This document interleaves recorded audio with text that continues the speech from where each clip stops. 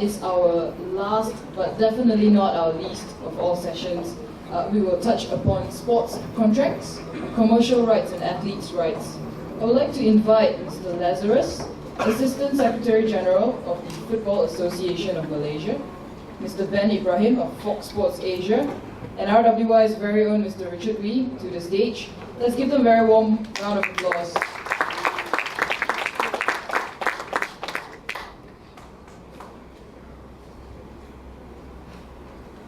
Just to let you all know that this is going to be an interactive session. So at any point of time, if you have any questions or comments, please feel free just to take the mic in the middle of the auditorium and the panel of speakers will address your questions. Thank you.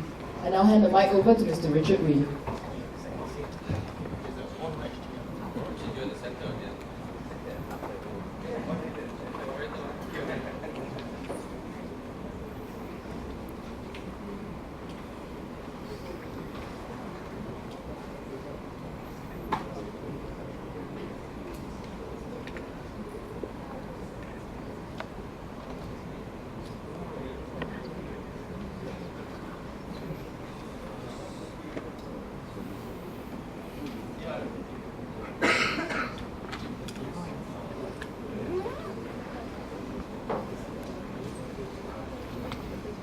Can you hear me? Okay, good. Good afternoon. I hope you're all awake. It's been a good long morning. How was lunch? Not bad, right? Yeah. So good credit to the caterers. Any complaint? Not Richard Wee, huge fault. It's the caterers. So if it's good, then yeah, we choose them.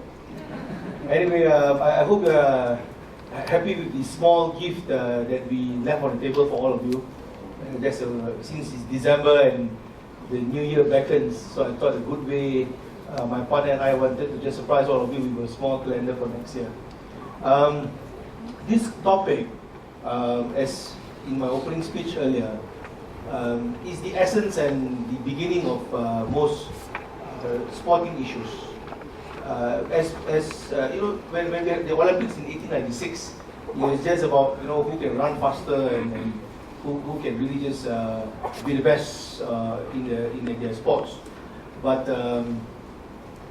nowadays, it's not just that. The athlete needs to be good looking so that they can sell their image rights. Most athletes now, especially outside Southeast Asia, they learn to speak.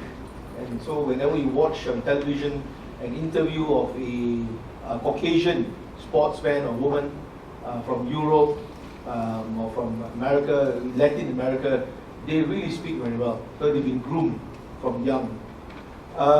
So the sports contract discussion here is actually essentially the content of the contract. What kind of content are we looking at? This topic actually goes both ways. In this hall, we have still, I can see many members of the Malaysian bar around. So we are the service providers.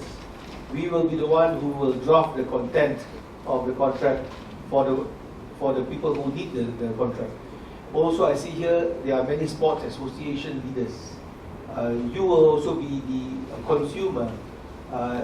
I don't think we have any athletes here today, unlike last year. Last year's session we had quite a number of athletes. If there is, then you are also the other recipient of the sports contracts services. The third one are the sponsors. So we had earlier on in the morning, you may not realize it, but Fraser and Neve was in the hall. The 200 plus and many of the sports drink sponsor a lot of our athletes, and they were keen to come and learn on how we conduct our contract. Unfortunately, the representative will leave a bit earlier. So the first issue we're going to talk about today is that three of us will be having a chat here and jump in any time to chit chat with us. I will be talking about how a service as a lawyer we provide a service of drafting the contract. For example, if I draft a contract now for an athlete on behalf of a sponsor, I would like to have morality clauses that you shall not be sleeping around You shall not be dancing naked at 3 a.m. in the morning and get caught by Star newspaper. You won't be caught smoking at the stadium outside the match, you know. That kind of morality clause will probably be in. Only a sports lawyer will know that. A non-sports lawyer will probably just draft the normal terms and conditions. Then, as Lazarus is from FAM, he's the association man. He, like many other associations, have a certain mentality. They have a certain responsibility that they have to maintain. So he will be sharing his views to all of you about what an association wants from a contract and the problems that an association goes through. Now, Ben, on the other hand, for the last few years, and you may see him now every Saturday on TV, he reads and he leads the news for the British Premier League, Foxsports. On Twitter, he's always attacked whenever he reads the news and the team loses, then suddenly he's banned. But what is interesting is that when I discuss with Ben, I chit-chat with Ben, he's always the one who observes how the contracts come about. Like, example would be where, like what you said earlier, Alex Ferguson, many years ago, told the press, I do not want to answer question 1, 2, 3. Is that possible?